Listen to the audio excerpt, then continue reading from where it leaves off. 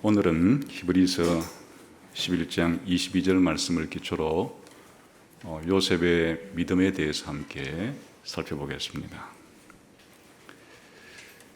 요셉의 생애는 110년의 생애를 살았습니다. 110년을 사는 동안에 크게 나누면 3단계 정도로 구분해 볼 수가 있겠습니다. 17살 때까지는 가나안이라고 하는 고향 혹은 본국에서 아버지의 사랑을 독차지하면서 그것 때문에 또 형들에게는 미움과 시기를 받으면서 그렇게 17년을 보냈습니다. 17살 때부터 30살 때까지는 이집트라는 곳에, 다른 나라죠, 다른 곳에 노예로 팔려와서 노예살이도 하고 또 심지어는 억울한 누명을 덮어쓰고 감옥살이도 하고 그렇게 30살 때까지 약 13년 동안은 노예 생활과 감옥 생활을 했습니다. 그 10대 후반과 20대 전부를 그렇게 지냈습니다. 그 다음에 30살 때부터 110세까지는 이집트의 국무총리가 되어 제2인자지요. 죽을 때 110살, 80년 동안에 온갖 부귀와 영화를 누리면서 그렇게 살았던 사람입니다. 그러니까 아주 삶의 족적이 단계별로 뚜렷한 사람입니다. 그래서 우리가 요셉의 생애를 상기해 보면 두드러진 두 가지 특징이 드러납니다. 하나는 요셉의 고난이고 또 다른 하나는 요셉의 영광입니다.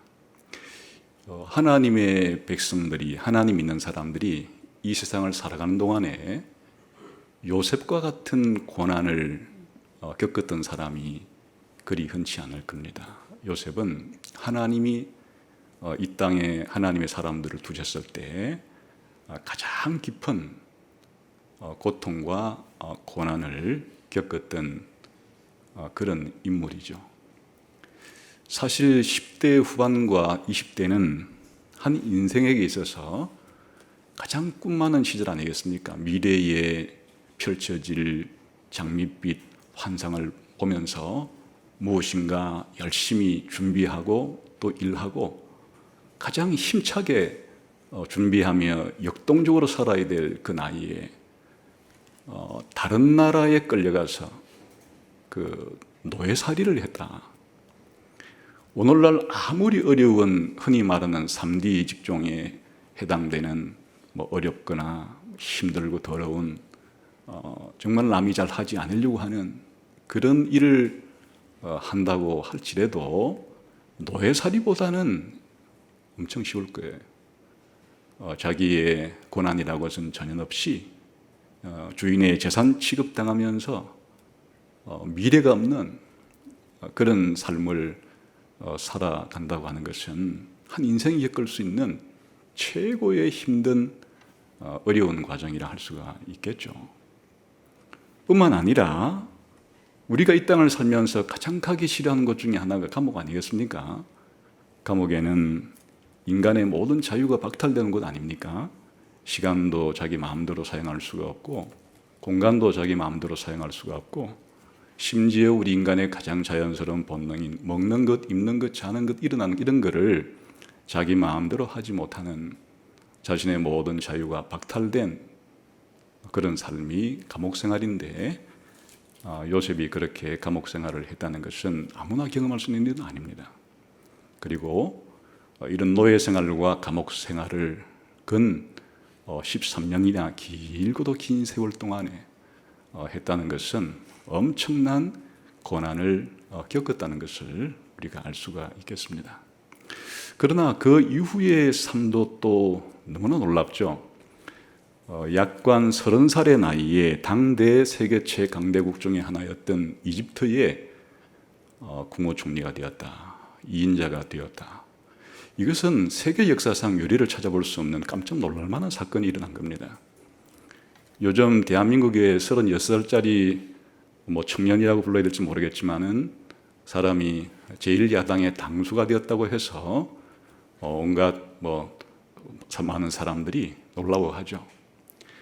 그런데 그 야당이 아니라 여당 당대표가 되었다면 36살에 더 놀라운 일이겠죠. 여당 당대표 정도가 아니라 여당의 국무총리가 되었다면 더 놀라운 일이겠죠. 그러나 대한민국 같은 이런 그 중진국 꼭대기에 있는 이런 나라 정도가 아니고 현재 미국과 같은 세계 최강대국에 만일 30살이 부통령이 되었다면 그야말로 깜짝 놀랄 만한 일 아닙니까? 그것도 명문 가문에서 잘 자라서 장래가 촉망되는 교육을 받고 그랬다면 또 모를까.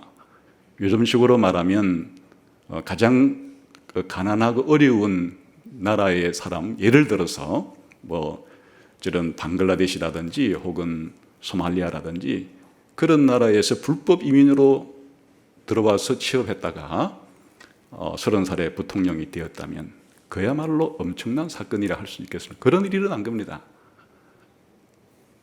노예로 팔려와가지고 한일이라고는 노예살이 감옥살이밖에 한 게 없는데 30살에 이집트 최고의 1인 지하 만인 지상의 자리에 올랐다. 놀라운 일이 일어난 것이고 또 이뿐 아니라 110세까지 80년간 그 권좌를 지켰어요. 그 세계 역사상 이렇게 최고의 권력에 80년 동안이나 머물면서 그 권력의 자리라는 것은 권력만 있는 것이 아니겠죠. 부도, 명예도 모든 것이 따라오는 것인데 이런 부귀와 영화의 자리에 80년 동안이나 그렇게 있었다. 이 두 가지는 인류 역사가 기록된 이래로 이런 놀라운 일이 잘 일어나지 않죠.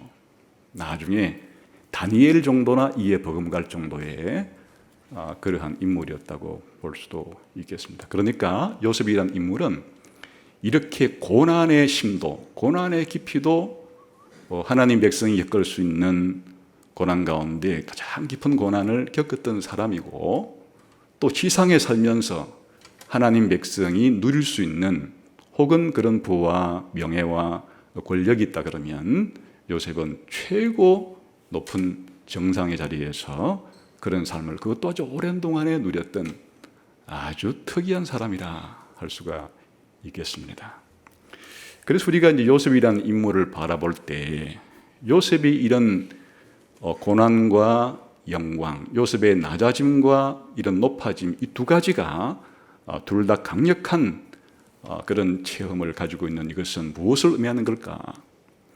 사실 이스라엘 이후의 역사의 하나의 모형이기도 합니다. 모델이기도 합니다. 그러니까 이제 이스라엘 사람들이 이집트에서 겪게 될 그 고난, 억압, 노예살이 미리 요셉이 개인적으로 경험한 거죠. 그리고 요셉 이후에 가나안 땅에 들어가서 다윗과 솔로몬 시대의 영광스러운 그 부귀와 영화를 누렸던 그 시대를 요셉은 개인적으로 미리 경험한 겁니다. 나중에 이스라엘 국가는 요셉이 개인적으로 경험했던 그 일을 집단적으로 국가적으로 그렇게 체험한다고 볼 수 있겠죠. 그뿐 아니라 예수님을 가장 잘 보여주는 인물이기도 하다. 그럴 수 있죠. 예수님의 낮아짐과 높아지심. 예수님께서 이 땅에 오셔서 성육신하신 이후로 십자가에 죽으시기까지의 그 고통을 지상에서 가장 많이 경험했기 때문에 그 예수님의 낮아지심을 보여주고 뿐만 아니라 예수님께서 부활하여 성천하여 지금까지 하나님 보좌 우편에 계시면서 만왕의 왕이요 만주의 주로서 누리시는 그 권세를 그 영광을 요셉은 이 땅에서 가장 잘 보여줬던 인물이다. 그러니까 예수님의 낮아짐과 높아짐을 온몸으로 자기의 생애 전체를 통해서 가장 선명하게 미리 보여준 그런 인물이기도 하죠. 그뿐 아니라 우리 성도들의 모델이기도 합니다. 우리 성도들이 예수님을 믿고 이 땅에 살아가는 삶은 전체적으로 볼 때 현재의 고난이라고 불립니다. 우리가 어떻게 살아가든지 간에 현재에 살아가는 우리의 삶이 고난의 삶이에요. 그러나 우리 신자들도 예수님의 부활 이후에, 아니 예수님 부활하기 이전이라 할지라도 개인적으로 죽어서 예수님께로 갈 때부터 시작해서 또 예수님 재림한 이후에 우리가 부활한 이후에 우리들이 그리스도의 보좌에 함께 앉아서 만유를 통치하는 그런 자리로 높임을 받게 되는 것에 대한 살아있는 산 증인이라고 할 수가 있겠습니다. 그러니까 요셉은 우리가 자세히 뜯어서 살펴보게 되면 우리들에게 우리 신앙생활의 총체적인 면뿐 아니라 예수님의 삶 전체 그리고 이스라엘 민족 역사의 전체적인 삶을 아주 압축적으로 보여주는 특이한 인물이라 할 수가 있겠습니다. 그런데 오늘 우리들은 히브리서 11장 22절을 기초로 이 본문 속에서 요셉에 대해서 요셉의 믿음을 어떻게 말하는가를 중심으로 생각해 보려고 합니다. 같이 볼까요? 히브리서 11장 22절 한번 읽어봅시다. 시작. 믿음으로 요셉은 임종시에 이스라엘 자손들이 떠날 것을 말하고 또 자기 뼈를 위하여 명하였으며, 이제 히브리서 11장 22절은 요셉의 삶 가운데 임종시에 보였던 믿음을 좀 설명하고 있다. 그 임종시의 믿음. 두 번째는 임종시에 보였던 믿음의 한 가지가 뭔가 하니까 이스라엘 자손들이 떠날 것을 말했다. 이게 이제 믿음으로 한 행위예요. 그 다음에 두 번째는 자기 뼈를 위하여 명했다. 이게 이제 자기 뼈를 나중에 가나안 땅으로 가서 묻어라 한 얘기인데 이것도 믿음으로 한 행위예요.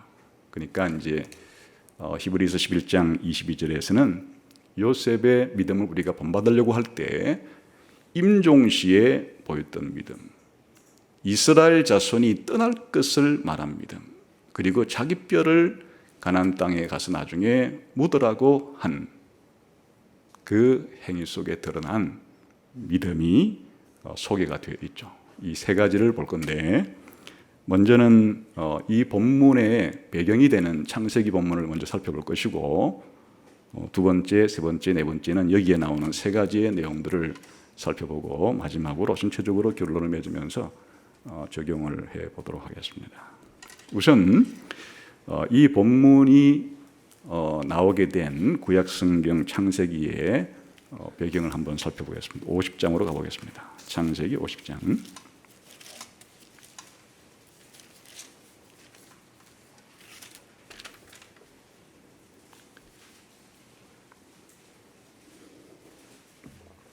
(22절부터) 보겠습니다. 우선 22절을 함께 읽어보겠습니다.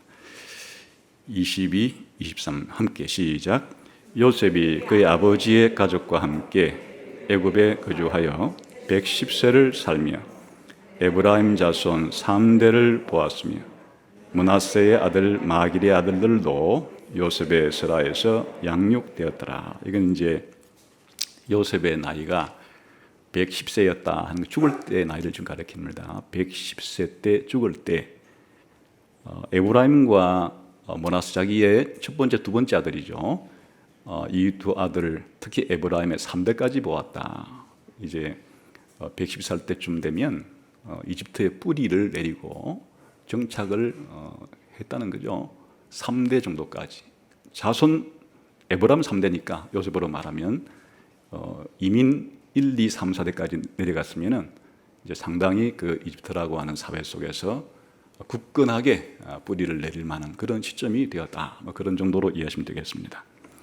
24절 시작. 요셉이 그의 형제들에게 이르되 나는 죽을 것이나 하나님이 당신들을 돌보시고 당신들을 이 땅에서 인도하여 내사 아브라함과 이삭과 야곱에게 맹세하신 땅에 이르게 하시리라. 이건 이제 임종시, 죽는 순간에 한 지금 요셉의 행동을 보여주고 있는데, 요셉이 임종의 자리에서, 죽는 자리에서 뭘 했는가? 형제들을 다 불러다가 하나님이 당신들의 후손을 이 이집트에서 나오게 해서 하나님이 약속한 가나안 땅으로 반드시 인도할 거다.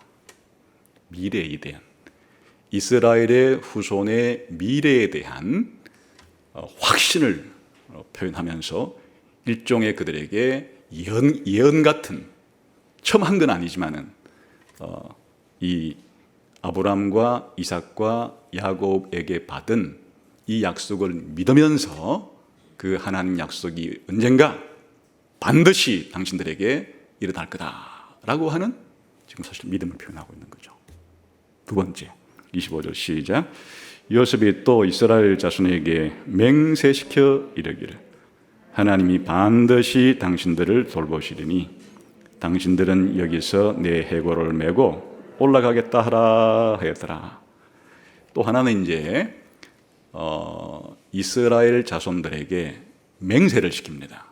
어떤 맹세를 시키는가 하면 나는 여기서 이제 죽지만은 나중에 아까 내가 말한 것처럼 이스라엘 백성의 출애굽이 일어날 때 그때 나는 죽어서 살은 다 썩어질 것이고 내 뼈만 남아있을 때일 것 같은데 내 뼈를 가나안 땅에 가서 반드시 묻을 것을 맹세해라. 공개적으로 공적으로 이렇게 약속을 맹세를 시키는 그런 행동을 지금 임종시 했다 그 말이죠.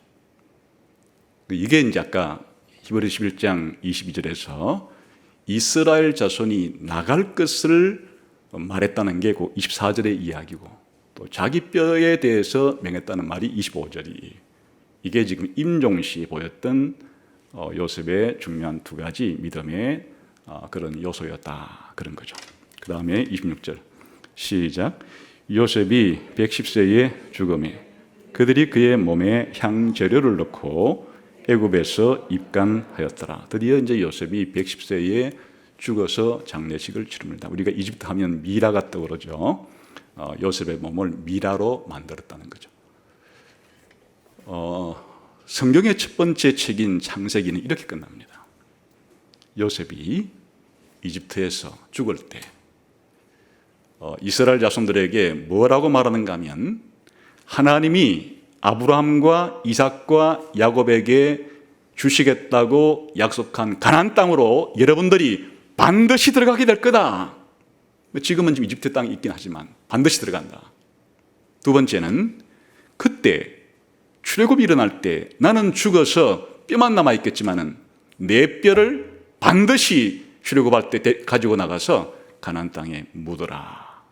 그리고 요셉이 이와 같은 믿음에 찬 확신과 믿음에 찬 의식을 요구하고서 죽어 장사되었다.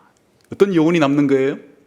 이제 그 다음에 펼쳐지게 될 그 구속사의 이야기, 출애굽부터 일어나는 성경의 이야기는 바로 요셉이 죽을 때 가졌던 이 믿음에 따라서 출애굽이 일어나는 거예요. 그게 출애굽기. 그러니까 요셉이 임종시 보였던 이 믿음은 대단한 의미를 가지고 있는 그러한 것임을 우리가 알 수가 있겠습니다. 자, 그러면 이제 첫 번째 요셉이 임종시 보였던 믿음에 대해서 함께 생각을 해 보겠습니다. 요셉이 믿음을 가지고 믿음을 행사한 것은 임종시에만 한 것은 아니죠. 요셉의 생애 전체가 믿음의 생애였습니다. 신앙생활이었습니다. 그 삶의 매 순간순간 요셉은 믿음을 행사하고 믿음을 드러내고 믿음을 표현한 그런 삶을 살았죠. 예를 들면 요셉이 17살 때 자기 형제들 앞에서 자기 아버지 앞에서 하나님이 주신 꿈 얘기를 한 것 자체도 그 믿음이 포함되어 있는 겁니다. 사실 어찌 보면 형들에게 미움 받을 짓을 했다고도 할 수 있겠죠. 형들이 싫어라 할 자기가 형들의 통치자가 된다는 그런 내용을 담은 꿈을 꾸더라도 가만히 가지고 있지 그걸 형들한테 이렇게 말함으로써 미움을 당한 것은 좀 너무 요즘 말로 말하면 좀 촐싹대듯이 좀 경솔하게 말한 것은 아닌가 이렇게 생각할 수는 있지만은 그러나 하나님이 주신 그 내용을 담대하게 그런 미움을 받으면서도 형들에게 두 번씩이나 말한 것은 그 안에 믿음의 요소가 분명히 있는 거죠.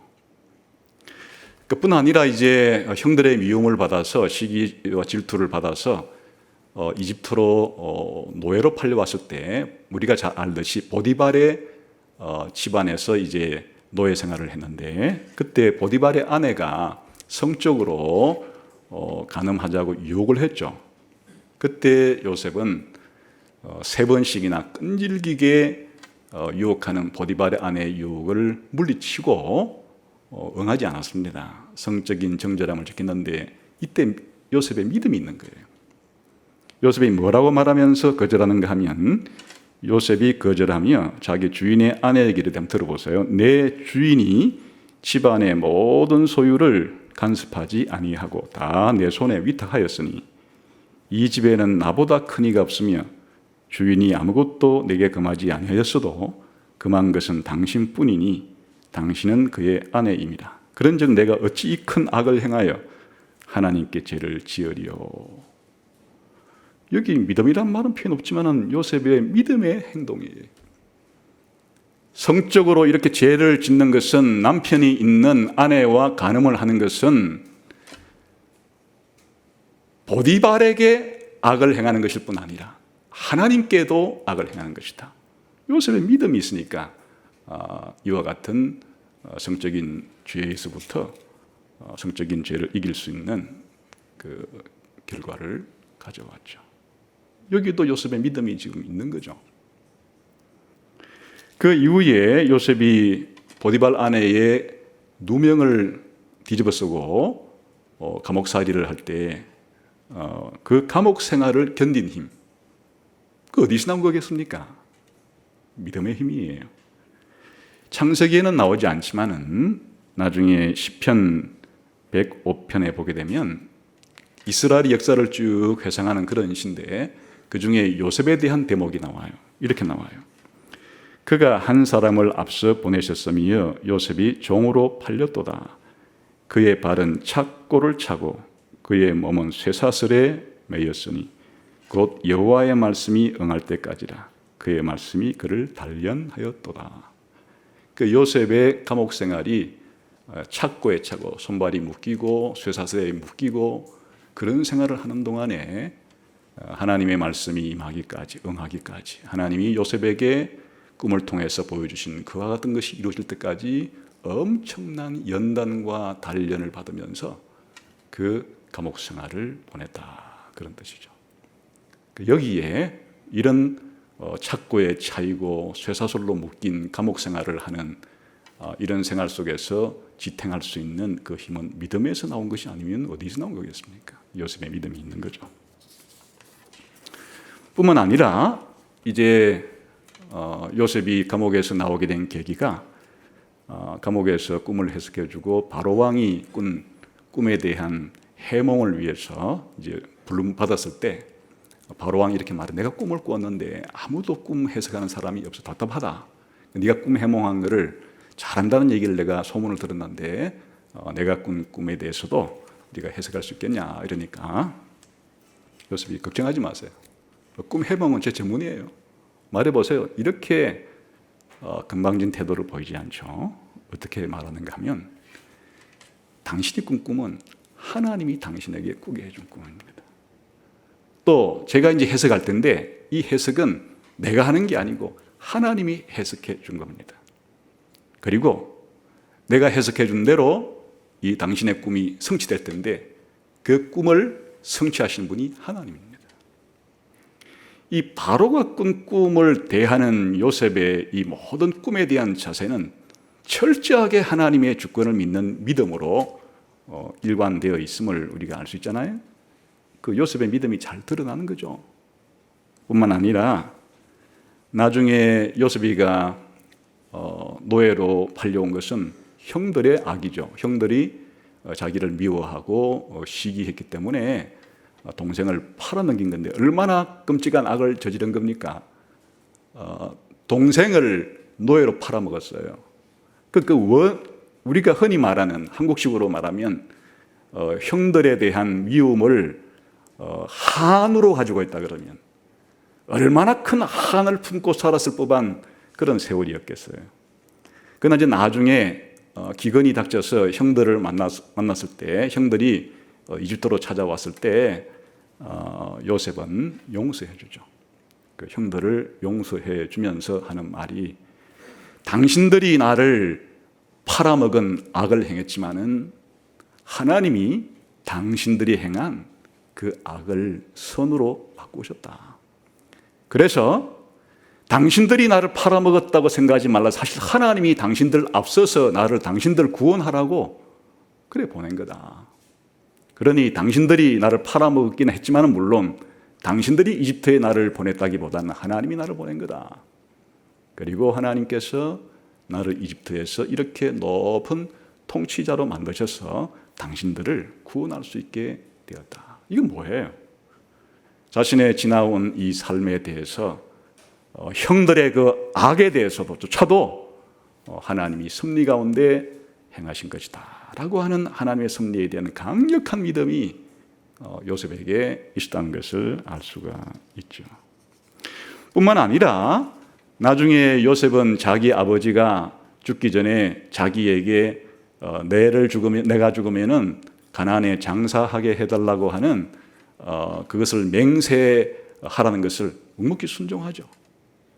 얼마나 번거로운 일이에요. 그냥 이집트에 묵고 나면 말 일을 저 멀고도 먼 가나안 땅까지 가서 자기 아버지를 시신을 거기다가 묻는 것은 엄청나게 힘들고도 또 피곤한 일이긴 하지만은 순종해요.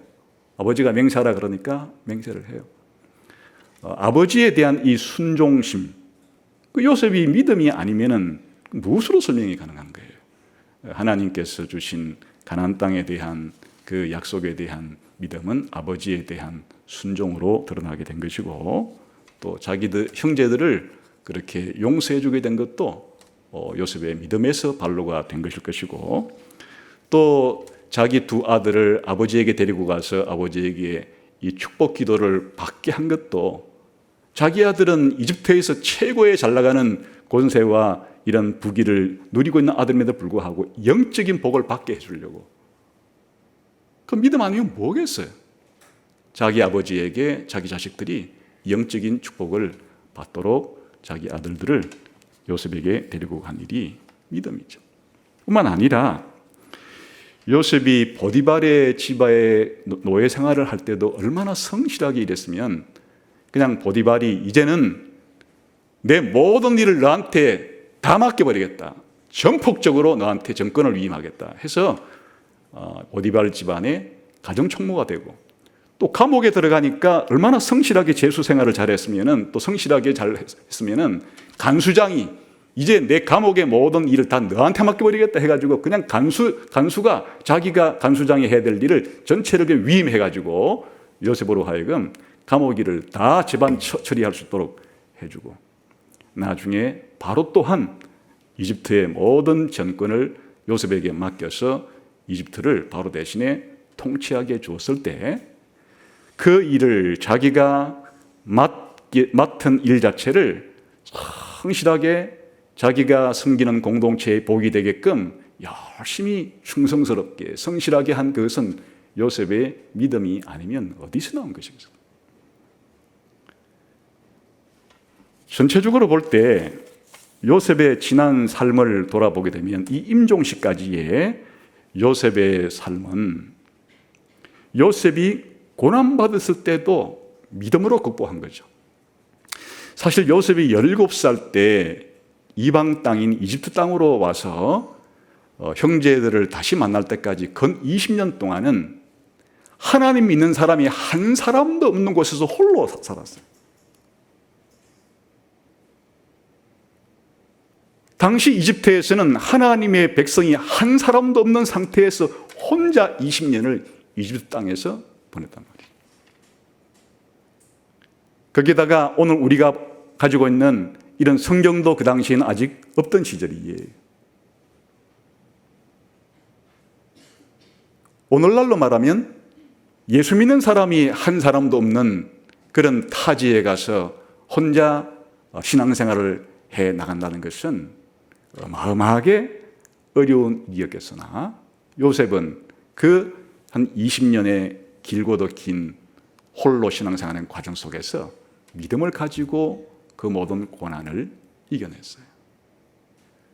사실 이것은 우리 부모들에게 대단히 요셉의 이와 같은 고난 속에서의 믿음은 얼마나 부러운 것인지를 몰라요. 그냥 이제 한 예수 믿는 집안을 떠나서 멀리 다른 도시로 자식을 보내거나 심지어는 다른 나라로 그렇게 보낼 때 부모는 노심초사 집에 있을 때는 신앙생활을 같이 했지만 이제 혼자 떨어져서 안 믿는 사람들 속에 떨어져 살아가면서 신앙을 다 잃어버리나 아니할까 노심초사하는 것이 우리 신앙을 가진 부모들의 그런 염려인데, 요셉은 그런 부모의 염려와는 상관이 없이 그 어려운 고난의 과정 동안에 믿음을 가지고 자기 신앙을 철저하게 지켜나갔다.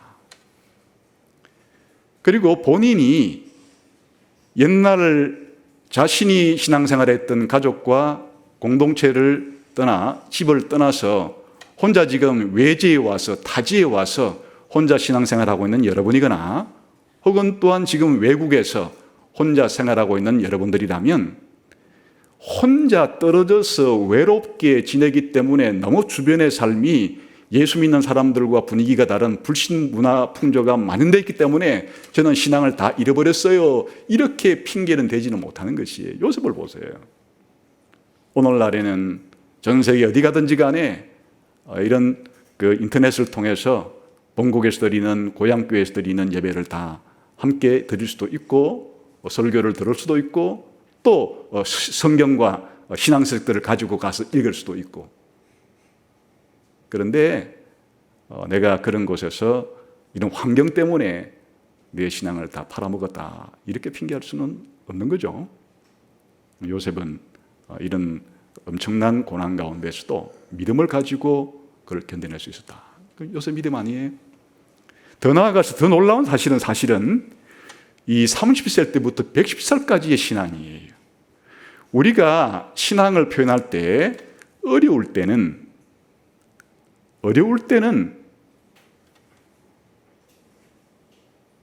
신앙을 가지지 말라 그래도 신앙심이 생겨요. 이상하게. 그렇지 않아요?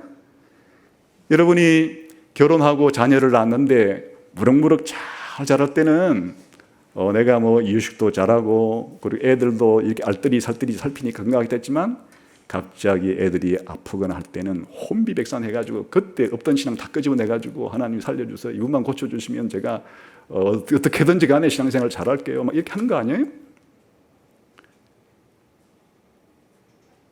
자식만이 그런 게 아니고 자기 몸이 아프거나 혹은 또 뭔가 어려운 일이 생길 때 그동안 다 뒤로 치워놨던 것들도 신앙생활도 다시 끄집어내가지고 신앙을 갈고 닦아서 하나님께 도와달라고 기도하고 나가는 게 시키지 않아도 그렇게 나오게 돼 있는 거죠. 우리 신자들에게 있어서.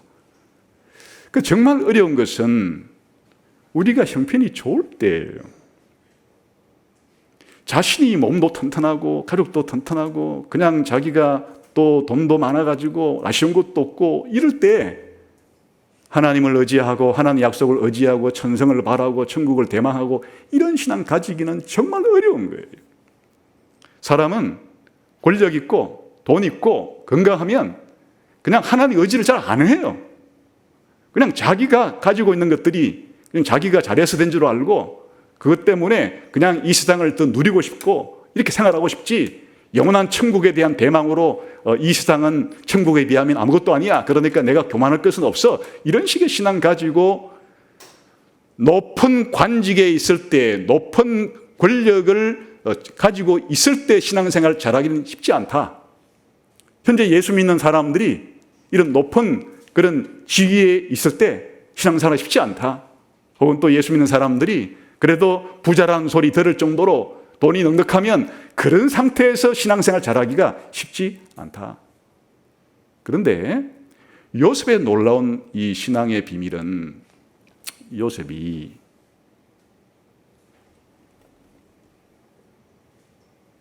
서른 살 때부터 110세 80년 동안에 이 부귀와 영화를 한 몸에 가지고 이 길고도 긴 세월 동안 부와 명예와 권력과 이 모든 것을 다 가지고 있었음에도 불구하고 요셉의 믿음이 약해지지 않았다는 거예요. 이게 놀라운 일이에요. 요셉은 그러한 부귀와 영화가 자신들이 가게 될 가나안 땅에 가서 살아가게 될 후손들의 미래에 비하면 이것은 그냥 일시적이고 잠정적인 것이지, 내가 이집트에서 최고의 부와 최고의 명예와 최고의 권력을 가졌기 때문에 내 인생 성공했다, 그런 생각을 하지를 않아요. 어려울 때는 어려울 때이기 때문에 더 하나님께 절박하게 절실하게 하나님께 매달린다고 하는 것은 우리가 이해가 가능하지만은, 요셉이 이와 같이 110살이 되도록 애굽에서의 대부분의 생활을 그렇게 높은 자리에서, 부자의 자리에서, 그와 같은 정말 다른 사람 보기에 아쉬울 것이 하나도 없는 자리에서도 하나님의 약속을 따라서 영원한 하나님 약속이 이루어질 그날을 바라보면서 자신의 삶을 그렇게 살아간다는 것은 요셉의 믿음을 보여주는 것이죠. 그런데 오늘 히브리서 11장을 쓴 히브리서 저자는 저라면 제가 지금 방금 소개해드린 요셉의 이런 하나하나가 전부 요셉이 얼마나 믿음이 좋은 사람이었냐를 잘 잘 보여줄 수 있는 그런 믿음의 사례임에도 불구하고 그런 것들은 다 그냥 넘어간 채 요셉의 임종시에 요셉이 보였던 믿음을 지금 사례로 뽑아가지고 설명을 하려고 합니다. 왜 그럴까요? 지금 우리가 살펴보았듯이 요셉의 생애 가운데 어려울 때나 또 좋을 때나 다 요셉의 믿음이 드러나긴 했지만, 이 요셉의 믿음이 가장 찬란하게 빛났던 때는 이 임종 때예요. 임종시.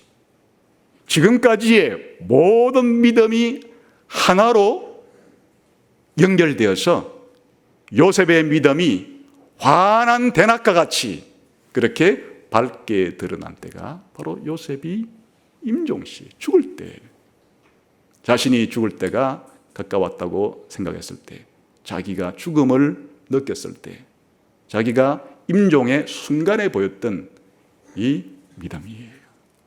왜 그런가 하면, 믿음 때는 한 개인의 신앙 고백이 최고 절정에 달할 수 있는 절호의 기회예요. 생각해 보세요. 우리가 사도신경을 매주일마다 내가 이렇게 믿나이다 라고 하면서 맨 끝에 내가 다시 살 것과 영원히 살 것을 믿는다 고백하는데, 이런 우리의 신앙 고백이 마지막 임종의 자리에 가장 강렬하게 빛날 수 있는 때예요. 지금 자기가 며칠 후면, 몇 시간 후면, 몇 분 후면 죽고 어떻게 될지 모르는 자리에서 이와 같은 믿음은, 한 개인의 믿음은 그냥 부인할 수 없을 정도로 밝게 드러나는 것이, 그 사람이 내가 다시 살 것과 영원히 살 것을 믿느냐 믿지 않느냐, 천국이 있다는 것을, 지옥이 있다는 것을 믿느냐 믿지 않느냐의 우리 신앙의 결판은 바로 임종의 마지막 숨이 끊어지는 그 순간에 자기에게서 가장 찬연하게 밖으로 드러난다, 그 말이죠. 그뿐 아니라 이럴 때 하나님께서 우리에게 바로 영원한 나라에 대한 믿음을 주면, 그 한 신앙인이, 하나님 백성이 지상에서 경험할 수 있는 가장 달콤한 위로와 위안과 격려가 될 것이에요. 사실 우리가 이 땅에 살아가면서 가장 두려운 순간은 언제겠어요? 자신이 이 땅을 떠나 사실은 미래에 잘 알 수 없는 불확실성의 극치라고 볼 수 있는 이 죽음으로 진입하기 위한 직전에, 죽음은 우리 인생 최대의 원수가 되는 거예요. 우리를 뒤흔들어 놓을 수 있고 우리 인생 전체를 뒤집어 놓을 수 있는, 그리고 우리로 하여금 가장 강력한 불안과 염려와 초조와 긴장을 유발시킬 수 있는 그러한 순간에 하나님께서 우리들로 하여금 영원한 나라에 대한 믿음을 가지고 평안을 주시고 위로를 주시고 우리 마음 가운데 소망을 주시고 이런 체험을 주신다 할 때, 우리가 지상에서 하나님께 은혜를 받는다 할 때 이 죽음의 자리에서 하나님께 받는 은혜보다 더 큰 은혜가 어디 있겠어요?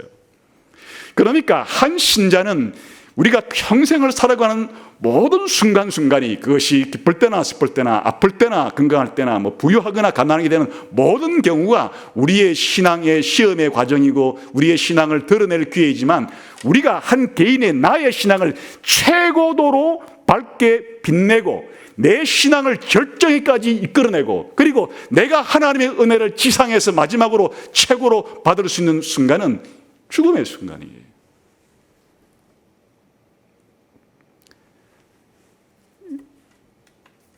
지금 연세가 많으신 분들은 상대적으로 우리가 특별한 그런 사건이 아니라 그러면 이제 본인들이 의식을 하겠죠. 내가 죽을 날이 얼마 남지 않았다. 하루하루 몸 상태가 달라지고 걷는 것도 힘들어지고 이렇게 될 때 세상 사람들이 보기에는 저분은 연세가 많이 드셔서 희망도 없겠다 이렇게 생각할 때, 그때 젊거나 중년의 때에 여러분의 믿음을 내보일 것보다 노년의 시기에, 그때가 여러분의 한 인생 속에서 여러분의 믿음을 가장 영롱하게, 가장 뚜렷하게, 가장 확실하게 자기의 믿음을 완성할 수 있는 절호의 기회예요. 누구에겐가나 현대의 생활 속에서는 그런 불치의 병이 찾아오기가 쉽고, 또 우리가 암으로 말해지는 그런 아주 고치기 힘든 그런 질병을 앓고 있는 성도들이요, 여러분이 볼 때 왜 하필 나에게 하나님이 이런 시련을 주셔서, 왜 그냥 고이 늙다가 자는 잠에 이렇게 데려가시지를 않고 나에게 이와 같이 참 사람들의 절망을 불러일으키고 희망을 꺾어내는 이런 무서운 암이라고 하는 이런 질병을 주었을까? 이렇게 원망하고 불평하고 할 것이 아니라, 그렇다, 이제 나의 삶이 하나님께서 데려가려고 미리 이것을 가르쳐 주셔서 나로 하여금 최소한 한 몇 개월, 최소한 한 1년을 그래도 남겨두셨는데, 이 기간이 내 인생 살아온 내 신앙 역경 중에서 최고로 마지막으로 내 신앙을 하나님께 고백하고, 그리고 하나님의 은혜를, 나의 이 병상에서 가장 큰 은혜를 받을 수 있는 절호의 기회가 나에게 왔다, 이렇게 생각할 수 있는 거예요. 이게 믿음 있는 사람들이 가지는, 임종시에 가지는, 죽기 전에 가지는 특권이자 또 놀라운 믿음의 의무이기도 한 거죠. 요셉이 그러므로 지나간 모든 삶의 자치자치마다 믿음의 흔적을 남겼으나, 사실 요셉의 믿음의 절정은 바로 요셉이 임종시에 드러났다는 것을 알 수가 있죠. 그뿐만이 아니에요. 이 임종시에는 자기 개인의 신앙 고백을 최고로 하고 하나님의 은혜를 최고로 받을 수 있는 절호의 기회일 뿐만 아니라, 다른 사람들에게 한 인간으로서 그리고 한 신앙인으로서 영향을 미칠 수 있는 최고의 기회예요. 생각해 보세요.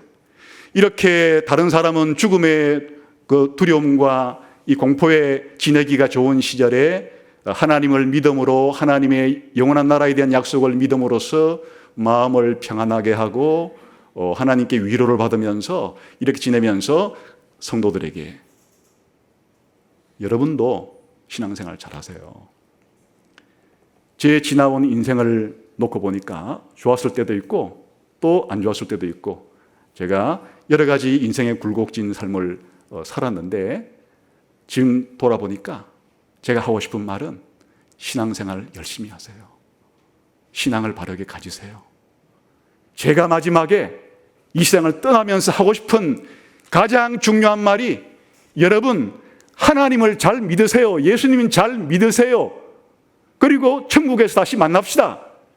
이렇게 자기를 알고 지내는 다른 신앙인들에게 정말 그들의 신앙을 북돋워주고 그들의 신앙에 걸음을 넣어주고 그들의 신앙에 물을 뿌려주면서 그들의 신앙을 더 강화시켜주는 최고의 기회가 임종의 시간이 아니겠어요?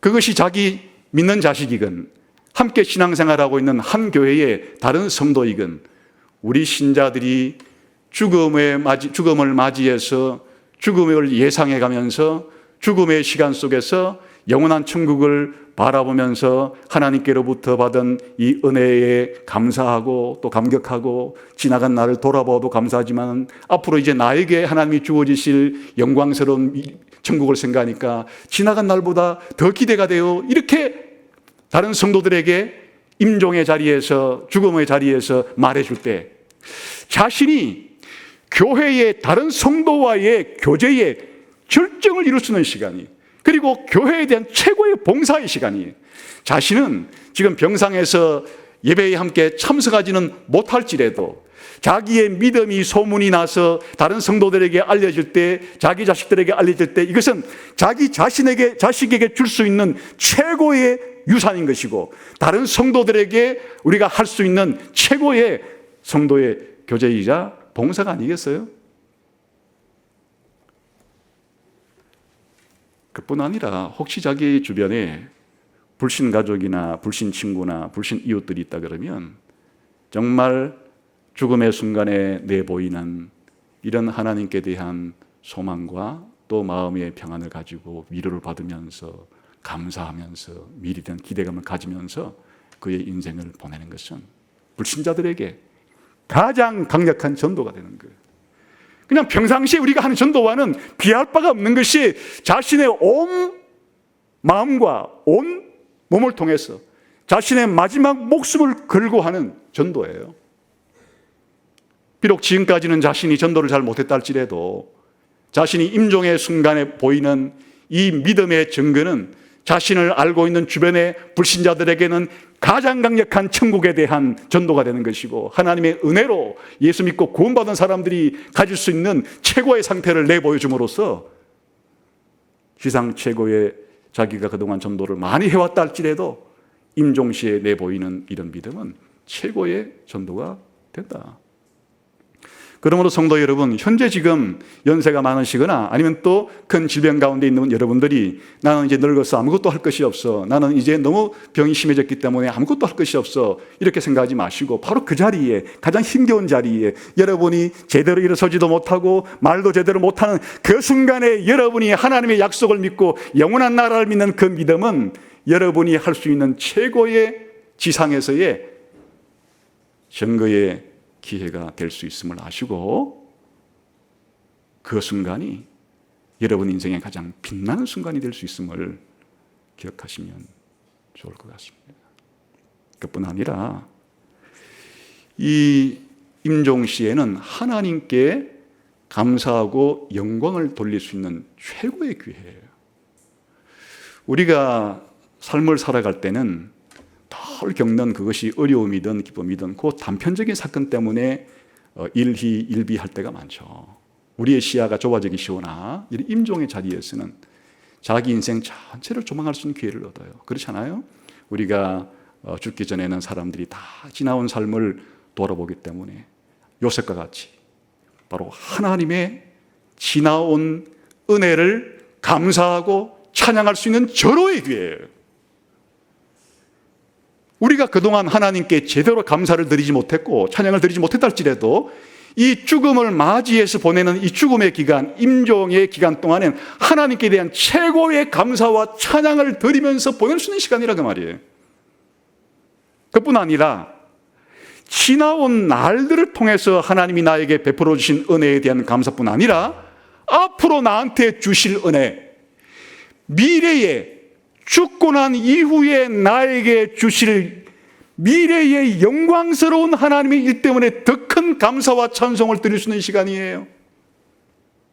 이 일은 죽음을 자기가 느끼지 못하는 사람들에게는 실감나지 않겠지만은 이제 몇 시간 오면, 몇 분 오면, 며칠 오면 그렇게 자기가 영원한 나라로 들어갈 그와 같은 시간을 앞두고 있는 성도라면 조만간 하나님이 나에게 주실 이 영광스러운 은혜 때문에 미래에 대한 기대감을 가지고 하나님께 감사하고 찬양할 수 있어요. 다시 말하면 자기가 한평생 드린 예배 가운데 최고의 감사를, 최고의 기도를, 최고의 찬송을, 최고의 예배를 드릴 수 있는 절호의 기회가 바로 임종시다, 그 말이죠. 그래서 요셉이 한평생에 수많은 사건들이 있었지만은 히브리서 11장 기자가 요셉의 믿음을 사례로 뽑을 때 믿음으로 요셉은 임종시에, 요셉이 임종시에 보였던 이 시간이 요셉의 믿음의 절정을 이루고 자기 개인의 신앙의 최고의 고백인 순간인 동시에 자기 주변의 자기 형들과 자기 또 아들들과 혹은 또 자기 이스라엘 집안의 모든 사람들에게 최고의 믿음을 불러일으켜 주면서 그들의 믿음을 붙잡아주고 그들의 믿음을 강화시켜주고 하는 강력한 그러한 다른 사람들의 믿음을 견고하게 세워주는 그런 시기가 바로 요셉이잖아요. 요셉이 그렇게 하고 있는 거예요, 지금. 그뿐 아니라 하나님께 대한, 아브라함의 하나님, 이삭의 하나님, 야곱의 하나님에 대한 기대에 가득 찬 기대감을 가지고 하나님께 대한 자기의 최선의 신앙을 고백하고 있는 시간이 바로 이 임종의 시간이었다, 그런 말이죠.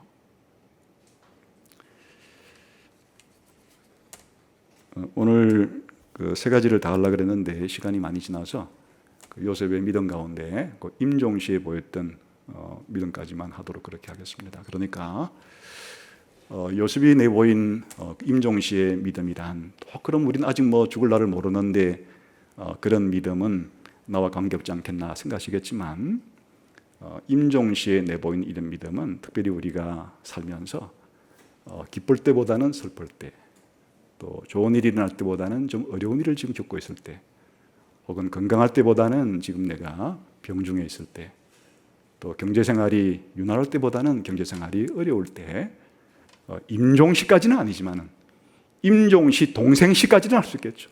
임종까지는 아니지만은 그 임종의 그 다음 정도 되는 그런 시기에 이런 믿음을 우리가 내보일 수 있다. 또 그럴 기회가 아까 말한 자기 자신에게도, 주변 사람에게도, 그리고 하나님께도 하여튼 절호의 최고의 자기 인생을 사실 살아갈 수 있는 기회다, 이렇게 생각하시게 되면, 세상 사람들은 그런 거 싫어하죠. 세상 사람들은 병든 것보다는 건강하기만을 바라고, 또 경제적으로 어렵기보다는 경제적으로 윤택하기만을 바라고, 또 세상에 힘들고 어려운 일보다는 늘 좋고 기쁜 일만이 계속되기를 바라지만은, 우리 신앙인들에게 있어서는 이와 같은 어려울 때도 신앙을 빛낼 수 있고, 또 그러면 나는 지금 어렵지도 않고, 나는 건강하고, 나는 지금 경제적으로도 어렵지 않고, 내 모든 일들은 잘 풀리고, 이럴 때는 믿음이 필요 없는, 그렇지 않다 그랬죠? 요셉이 보였던 것처럼 이렇게 오히려 부유하고, 오히려 잘 나가고, 오히려 건강하고, 오히려 문제가 없는 것처럼 이렇게 느껴지는 순간에, 그때도 우리의 믿음을 잘 발휘할 필요가 있겠다.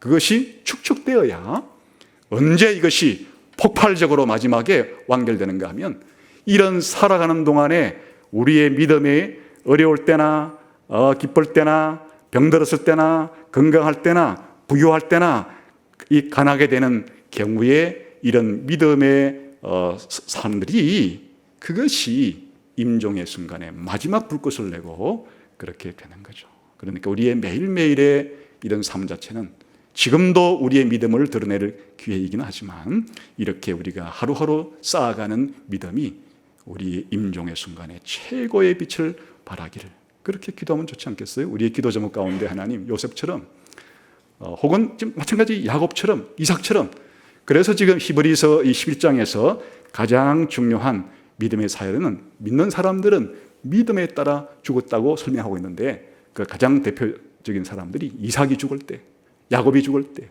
요셉이 죽을 때를 예를 들어서 그렇게 설명하고 있습니다. 믿음이란 위대한 힘인 것입니다. 우리가 이 땅에 살아갈 때, 기쁠 때나 슬플 때나 심지어는 죽음의 자리까지 우리로 하여금 이렇게 자기 인생과 다른 사람의 인생과 하나님께 최고의 유익을 끼칠 수 있는 절호의 순간이라고, 또 그렇게 살아갈 수 있는 힘을 주는 것이 바로 믿음입니다. 믿음의 위대함이에요. 믿음의 영광스러움이야. 이런 하나님이 주신 믿음을 가진 사람들에게는 우리 믿음의 선배들처럼 믿음을 따라 죽을 수가 있겠습니다. 저나 여러분이나 이렇게 믿음에 따라 죽는 사람들이 되어지기를 주님의 이름으로 축원합니다. 기도하겠습니다.